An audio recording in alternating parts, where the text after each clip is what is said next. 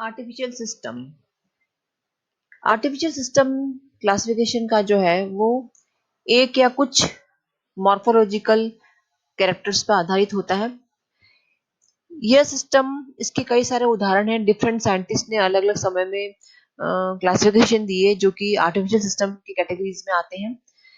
अधिकतर इन्होंने हैबिट और हैबिटेट को कंसिडर किया था और लीनियस ने रिप्रोडक्टिव पार्ट्स के आधार पर आर्टिफिशियल सिस्टम दिया था जो कि सेक्सुअल सिस्टम ऑफ क्लासिफिकेशन कहलाया।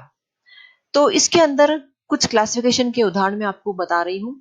सबसे पहला जो क्लासिफिकेशन दिया गया था जो कि आर्टिफिशियल क्लासिफिकेशन की कैटेगरी में आता है, that was given by Theophrastus in the book Historia Plantarum। उन्होंने 480 प्लांट्स को क्लासिफाई किया और उनके जो क्लासिफिकेशन का जो आधार था वो हैबिट था और उसके अंतर्गत उन्होंने प्लांट्स को हर्ब, अंडरश्रब, श्रब एंड ट्रीज में कैटेगराइज किया। उसके बाद में ओटो ब्रनफेल्स ने पहली बार फ्लावर्स की प्रेजेंस और एब्सेंस के आधार पर क्लासिफिकेशन किया और बताया कि परफेक्ट आई और इम्परफेक्ट आई। जो परफेक्ट आई उसमें फ्लावर प्रेजेंट है और इम्परफेक्ट में फ्लावर एब्सेंट है। इस प्रकार से उन्होंने प्लांट्स का क्लासिफिकेशन किया। उसके बाद सीजल पिनो ने अपनी बुक डी प्लांट में करीबन 1500 प्लांट्स को क्लासिफाई किया और उनके क्लासिफिकेशन का आधार भी हैबिट ही था। उन्होंने हर्ब और ट्रीज में विभाजित किया। उसके बाद उनको हर्ब एंड ट्रीज को फर्दर सब डिवाइड किया on the basis of fruits and seeds. Fruits और सीड के आधार पर उनको वापस फर्दर क्लासिफाई किया। देन जो क्लासिफिकेशन था पिटो के द्वारा दिया गया, अपनी बुक एलिमेंट्स दी बॉटनिक में दिया। उन्होंने फ्लावरिंग प्लांट्स को हर्ब और ट्रीज में विभाजित किया और उसके बाद प्लांट्स को उनके जो मॉर्फोलॉजिकल कैरेक्टर्स थे जैसे कि पेटल है या नहीं, सिंपल फ्लावर है या कंपाउंड फ्लावर है, पॉलीपेटलस है या गेमोपेटलस है, फ्लावर रेगुलर है या इरेगुलर है, इसके आधार पर उनको फर्दर उन हर्ब्स और ट्रीज को फर्दर सब डिवाइड किया।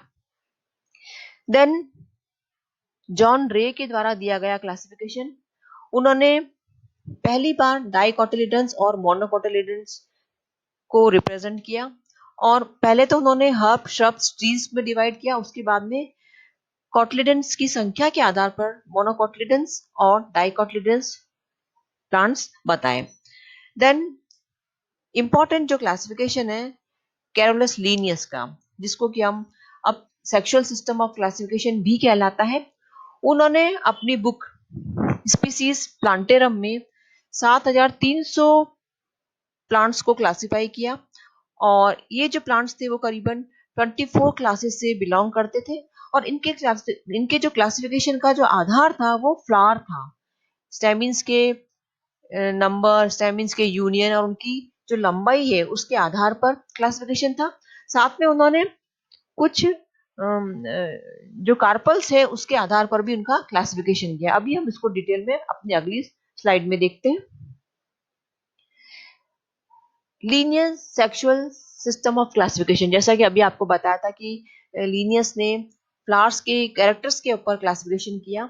जैसे कि उन्होंने जो कंडीशंस यूज की थी, जो कैरेक्टर्स लिए थे कि फ्लावर पेरिगाइनस है या हाइपोगाइनस है, फिलामेंट कैसा है, जुड़ा हुआ है या अलग अलग है, एंथर के उसके साथ कैसा अटैचमेंट है और मेल और फीमेल फ्लावर एक ही प्लांट पे है या अलग अलग प्लांट पे है। इस प्रकार से उन्होंने फ्लावर्स के कैरेक्टर पर, रिप्रोडक्टिव कैरेक्टर्स पर प्लांट्स को क्लासिफाई किया। कुछ मैं अब आपको बताती हूँ, जैसे कि मोनेंड्रिया। मोनेंड्रिया वो फ्लावर्स हैं जिसमें कि एक स्टेमिन पाया जाता है। देन डायेंड्रिया, ऐसे फ्लावर जिसमें कि दो स्टेमिन है। इस प्रकार से ट्राइएंड्रिया 3 स्टेमिन वाला, टेट्राएंड्रिया 4 स्टेमिन जिसमें होते हैं, पेंटाएंड्रिया 5 स्टेमिन, ऐसे फूल में 5 स्टेमिन प्रेजेंट होते हैं, हेक्साएंड्रिया 6 स्टेमिन्स वाला, हेप्टाएंड्रिया फ्लावर्स विद 7 स्टेमिन, ऑक्टाएंड्रिया ऐसे फ्लावर जिसमें कि 8 स्टेमिन्स प्रेजेंट है, इनेंड्रिया जिसमें कि 9 स्टेमिन्स है, डिकेंड्रिया जिसमें कि 10 स्टेमिन्स है, देन डोडिकेंड्रिया जिसमें कि 11 से 19 स्टेमिन्स है, आइकोसेंड्रिया वे फ्लावर जिसमें कि 20 या 20 से अधिक स्टेमिन्स हैं लेकिन एपिसेपलस कंडीशंस में पाई जाती है, एंड पॉलीएंड्रिया जिसमें फ्लावर्स में 20 या 20 से अधिक स्टेमिन्स तो हैं लेकिन they are attached to the axis. तो इस प्रकार से स्टेमिन्स की संख्या के आधार पर और उनके अटैचमेंट के आधार पर, देन उन्होंने स्टेमिन्स की कंडीशंस के आधार पर, जैसे कि स्टेमिन्स किस प्रकार से है, डाइडायनामिया, मतलब स्टेमिन्स जो है वो डाइडायनामस कंडीशन है 2+2, टेट्राडायनामिया, स्टेमिन्स टेट्राडायनामस 2+4, देन मोनोएडेल्फिया, मतलब स्टेमिन्स का जुड़ाव संघ कैसा है, यदि सारे स्टेमिन्स मिलकर एक संघ बना रहे हैं तो मोनोएडेल्फस कंडीशन है, अर्थात मोनोएडेल्फिया। स्टेमिन्स मिलकर के दो संघ बना रहे हैं, जैसे कि आप बहुत सिंपल एग्जांपल मटर में हम देखते हैं कि मटर में स्टेमिन्स टोटल 10 होते हैं, लेकिन 9 स्टेमिन्स एक संघ बनाते हैं और एक स्टेमिन अलग होता है, तो 9+1 का अरेंजमेंट होता है, अर्थात स्टेमिन्स जो है वो दो संघ में होते हैं, तो डाइएडेल्फिया। देन पॉलीएडेल्फिया, स्टेमिन्स दो से अधिक संघ बनाते हैं। देन सिनजेनेशिया, इसके अंदर जो स्टेमिन्स होते हैं वो सिनजेनेशियस कंडीशन शो करते हैं, जो कि एस्ट्रेसी का कैरेक्टर होता है, उसमें स्टेमिन्स के फिलामेंट तो अलग अलग होते हैं, लेकिन जो उनके एंथर लोब्स होते हैं वो जुड़े हुए होते हैं, तो इस प्रकार की कंडीशन को सिनजेनेशियस कंडीशन कहा जाता है। देन गाइनेंडिया, जिसमें कि स्टेमिन्स जो होते हैं वो पिस्टिल से जुड़े हुए होते हैं। देन मोनेशिया एंड डायोशिया, मोनेशिया वो प्लांट होते हैं जिसमें मेल और फीमेल फ्लावर एक ही प्लांट में होता है, ठीक है। देन जो डायोशिया है उसके अंदर मेल और फीमेल फ्लावर्स अलग अलग प्लांट पे प्रेजेंट होते हैं, अर्थात मेल प्लांट अलग होता है और फीमेल प्लांट अलग होता है, तो उसको उन कंडीशंस को क्या कहा जाता है, डायोशिया। जैसे कि आपने फर्स्ट में आपके पढ़ा हुआ कि साइकस, साइकस में मेल प्लांट अलग होता है तो उसपे मेल रिप्रोडक्टिव ऑर्गन ही होगा, और फीमेल प्लांट अलग होता है तो उसपे फीमेल रिप्रोडक्टिव पार्ट ही पाया जाता है, आपने मेल कोन के बारे में पढ़ा था, है ना? तो वो मेल प्लांट पे ही लगता है। देन अनदर जो कैरेक्टर्स उन्होंने कंसिडर किए, पॉलीगेमिया, पॉलीगेमिया मीन्स जो प्लांट जिसमें कि पॉलीगेमस कंडीशन पाई जाती है, पॉलीगेमस से मतलब हो कि मेल फ्लावर भी है, फीमेल फ्लावर भी है और बाइसेक्सुअल फ्लावर भी है, अर्थात हर्माफ्रोडाइट, द्वि दोनों ही वाले, दोनों मेल और फीमेल प्लांट दोनों एक ही फ्लावर में, तो मेल फ्लावर अलग है, फीमेल फ्लावर अलग है, बाइसेक्सुअल फ्लावर भी है, लेकिन तीनों ही प्रकार के जो फ्लावर है वो एक ही प्लांट में, उसको क्या बोलेंगे, पॉलीगेमिया। देन क्रिप्टोगेमिया, क्रिप्टोगेमिया में जिसमें कि इनमें वो प्लांट्स डाले गए जिसमें कि फ्लावर नहीं होता है, तो they are also called as non flowering plants. फेनोरोगेमिया क्या होता है, जिसके अंदर की फ्लावर्स प्रेजेंट होता है, तो क्रिप्टोगेमिया में एल्गी है, मॉसेस है, फर्न्स है, टेरिडोफाइट्स है, जिम्नोस्पर्म्स है, ये इस कैटेगरी में आते हैं।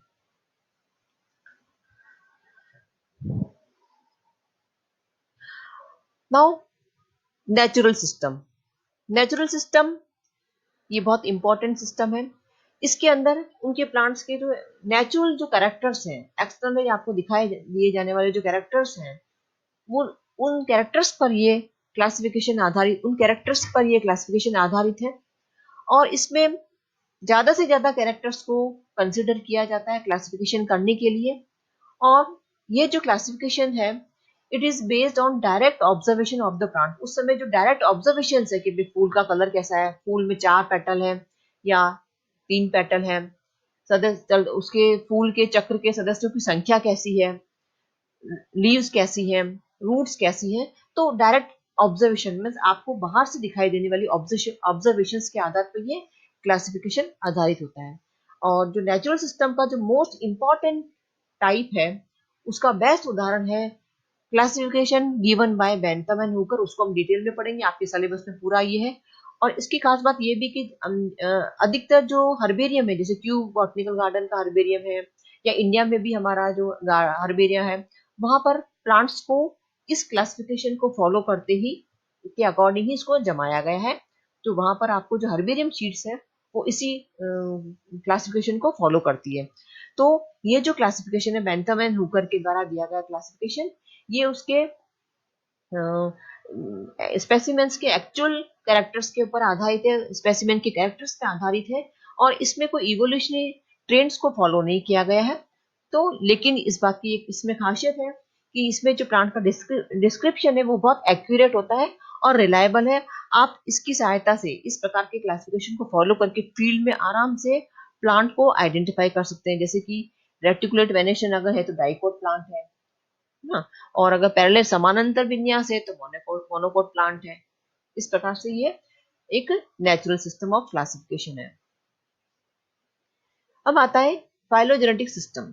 ये वह क्लासिफिकेशन है जो कि फाइलोजेनेटिक कैरेक्टर्स पर आधारित, मतलब फाइलोजेनेटिक रिलेशनशिप पर आधारित है। तो ये जो क्लासिफिकेशन है वो इवोल्यूशनरी ट्रेंड्स पर आधारित है। डिफरेंट प्लांट ग्रुप्स है, उसमें क्या क्या इवोल्यूशनरी ट्रेंड्स है, मतलब उसमें क्या क्या इवोल्यूशन रिलेशनशिप है, कौन किसका एंसेस्टर है, उसके ऊपर ये आधारित है। और इस प्रकार के क्लासिफिकेशन में बहुत ज्यादा से ज्यादा टेक्सोनॉमिक कैरेक्टर्स, ये एडवांस प्रकार का क्लासिफिकेशन है और इसमें बहुत ज्यादा से ज्यादा टेक्सोनॉमिक कैरेक्टर्स मॉर्फोलॉजिकल भी इसमें कंसिडर किए गए हैं और जेनेटिक एनालिसिस के आधार पर भी ये आधारित है। और इसकी खासियत है कि एक तो ये फाइलोजेनेटिक ट्रीज के द्वारा रिप्रेजेंट किया जाता है और इसके द्वारा हम it enables us to find out the ancestors और डेरिवेटिव्स ऑफ एनी टैक्सॉन। तो कौन किससे डिराइव हो रहा है, कौन कौन सा टैक्सॉन किससे डिराइव हो रहा है, उसका ओरिजिन का भी हम इसमें पता कर सकते हैं। और यह जो क्लासिफिकेशन है एक प्रकार से डार्विन, चार्ल्स डार्विन का जो कंसेप्ट था ओरिजिन ऑफ स्पीसीज, उसके उसके स्टिमुलस के द्वारा ही, मतलब कह सकते हैं कि उसका ही स्टिमुलस है। और हालांकि ये जो इसमें जो क्लासिफिकेशन, इस क्लासिफिकेशन के अंदर वैसे तो पूरा ये फाइलोजेनेटिक सिस्टम ही होता है परफेक्ट, लेकिन आज के समय में जो फाइल सिस्टम, जितने भी फाइलोजेनेटिक सिस्टम्स हैं, इसमें क्योंकि हर प्लांट्स की इतनी डीप जेनेटिक स्टडी अभी तक पूरी नहीं है, तो this classification is based on the combination of natural and phylogenetic evidences. और इस प्रकार के जो फाइलोजेनेटिक सिस्टम है उसका बेस्ट उदाहरण है एंगलर और पेंटल के द्वारा दिया गया सिस्टम, जो कि आपके सिलेबस में हम डिटेल में पढ़ेंगे। और सिस्टम बाय हचिंसन, जो हचिंसन के द्वारा जो सिस्टम दिया गया है वो इसी फाइलोजेनेटिक सिस्टम की कैटेगरी में आता है। तो एंगलर और पेंटल ने जो क्लासिफिकेशन दिया था उसमें उन्होंने मोस्टली फ्लोरल कैरेक्टर्स के ऊपर ही इसको कंसिडर किया था, जो कि बाह्य की कैरेक्टर्स पे आधारित था। लेकिन इसको फाइलोजेनेटिक इसलिए कहते हैं क्योंकि इन्होंने कुछ कैरेक्टर्स बताए थे कि भाई ये प्रिमिटिव है और ये एडवांस है। जैसे प्रिमिटिव कैरेक्टर उन्होंने किसको उसको माने थे कि यदि फ्लावर में एक चक्र है पेरियंथ का है, या पेरियंथ टोटली एब्सेंट है और यूनिसेक्सुअल फ्लावर है और उसमें विंड पोलिनेशन होता है, और तो ये ऐसे कैरेक्टर्स वाले फूल को उन्होंने प्रिमिटिव माना है। और एडवांस कैरेक्टर्स क्या कंसिडर किए उन्होंने, जैसे कि अगर पेरियंथ दो चक्र का होना चाहिए, बाइसेक्सुअल फ्लावर को एडवांस माना है इन्होंने, और इंसेक्ट पॉलिनेटेड प्लांट्स को उन्होंने एडवांस माना है। देन इनके अकॉर्डिंग डाइकोटिलिडन्स में जो एस्ट्रेसी है, अर्थात जो सूरजमुखी कुल के जो पादप है, वो हाईली इवॉल्व है। और ठीक उसी प्रकार से मोनोकॉट के अंदर Orchidaceae members are highly evolve, highly advance type के प्लांट्स कहलाते हैं। और इस जो फाइलोजेनेटिक सिस्टम है इसके अंदर दूसरा एग्जांपल है हचिंसन का सिस्टम, हचिंसन सिस्टम, जो कि हम डिटेल में बाद में पढ़ेंगे। Plant classification.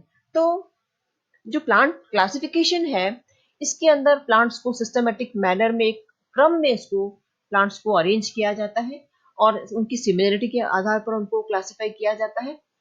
और जनरली जब हम प्लांट्स का क्लासिफाई करते हैं तो एक हम 7 रैंक सिस्टम को फॉलो करते हैं। सबसे ऊपर किंगडम है, उसके अंदर भी सब किंगडम है, उसके नीचे की जो टेक्सॉन है कैटेगरी, वो क्लास, क्लास के अंदर ऑर्डर है, ऑर्डर के अंदर फैमिली है, फैमिली के अंदर फिर जीनस, और जीनस के अंदर स्पीसीज को रखा जाता है। तो एक हायरार्की लेवल पे हम ये डिफरेंट टैक्सोन को कैटेगराइज कर रखा है, इनको अरेंज कर रखा है। तो जो क्लासिफिकेशन है वो क्या है, it is the placing of known plants into groups और different category to to show some relationship. और इसके लिए आईसीडीए ने कुछ रूल्स सेट करें जो कि हम अपने और टॉपिक में पढ़ेंगे। तो इसके अकॉर्डिंग, जिसको कि हम आईसीबीएन भी कहते हैं, और फुल फॉर्म इसका international code of botanical nomenclature. तो जितने भी प्लांट्स हैं उनको एक किंगडम में रखा गया है, उसका नाम है प्लांटी। तो all plants are placed in the kingdom Plantae. Then sub kingdom आया है, अब उसमें अलग अलग हो जाएंगे कि वेस्कुलर प्लांट्स है, नॉन वेस्कुलर प्लांट्स है। ये एग्जांपल हम देख रहे हैं ब्रेसिका रेपा का क्लासिफिकेशन, जिसको हम फील्ड मस्टर्ड भी कहते हैं। तो इस ब्रेसिका रेपा अर्थात फील्ड मस्टर्ड का क्लासिफिकेशन क्या है, इसका kingdom Plantae, sub kingdom Tracheobionta, क्योंकि ये वेस्कुलर सिस्टम इसमें पाया जाता है। Then super division Spermatophyta phyta, क्योंकि इसके अंदर ये सीड प्लांट की कैटेगरी में आता है। सरसों का जो इसकी जो वेराइटी है वो सीड प्लांट की उसमें आती है। देन डिवीजन मैग्नोलियोफाइटा अर्थात ये फ्लावरिंग प्लांट्स कहलाते हैं ना। सीड प्लांट्स में भी फिर दो प्रकार के, नॉन फ्लावरिंग और फ्लावरिंग, तो जिम्नोस्पर्म एंड उसमें एंजियोस्पर्म भी आ जाएंगे आपके बाद में। तो क्लास इसकी हो जाएगी मैग्नोलियोप्सीडा, डाइकोटिलीडन्स, मोनोकोट अलग हो जाएंगे क्योंकि सरसों क्या, ये जो ब्रासिका रहता है वो क्या है आपके डाइकोट है। देन सब क्लास, फिर order Capparales, family Brassicaceae, mustard family, जितने भी मस्टर्ड्स हैं वो सब ब्रेसिकेसी में आते हैं तो मस्टर्ड फैमिली में आएगा। जीनस इसका पर्टिकुलर ब्रेसिका है जो कि मस्टर्ड है। अब मस्टर्ड में कई सारी स्पीसीज है, तो ये स्पीसीज है ब्रेसिका रेपा। तो इस जिसको जो कि फील्ड मस्टर्ड के लिए होता है।